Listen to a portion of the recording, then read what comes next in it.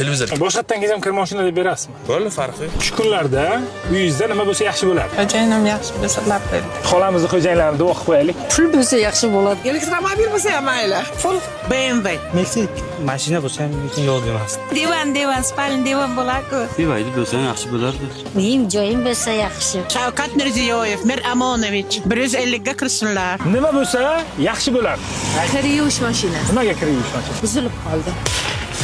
Baribir muqaddassan, muqaddas hayot. Biz Muborak Store maishiy texnikalar do'koni bilan hamkorlikda bugun bir insonni xursand qilish uchun yo'lga chiqqandik. Nima bo'lsa yaxshi bo'lardi deb savol berdik. Ko'pchilik har xil javob berdi-da.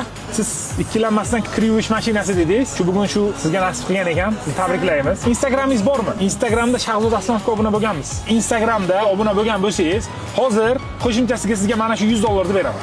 Obuna bo'lgan ekansiz.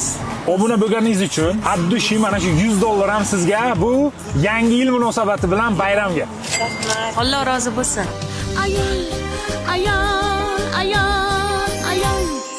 Yaxshi niyat qilib chiquvdik, kimdirga shu nasib qilsin, kerakli joyga yetib borsin deb, inshaalloh yetib bordi deb o'ylaymiz. Bugungi kuningizdan xursandmisiz? Xursandman. Kutgandingizmi? Yo'q, kutmagandim. Shunaqa roliklarni ko'rib ishonardingizmi shunaqa narsalarga? Biriga ishonsam, biriga ishonmadim. Bitta ortingizga qarang, mana shu kir yuvish mashinasi sizga, opajon. Mana shu kir yuvish mashinasi sizga. Ayol aziz, muqaddasdir, nozik xilqat hech shubhasiz, ona zamin kabidirsiz. Mana shu obunachimga 1 million so'm ketdi. Keyingi 1 millionni siz yutib olishingiz mumkin. Hoziroq menga obuna bo'ling.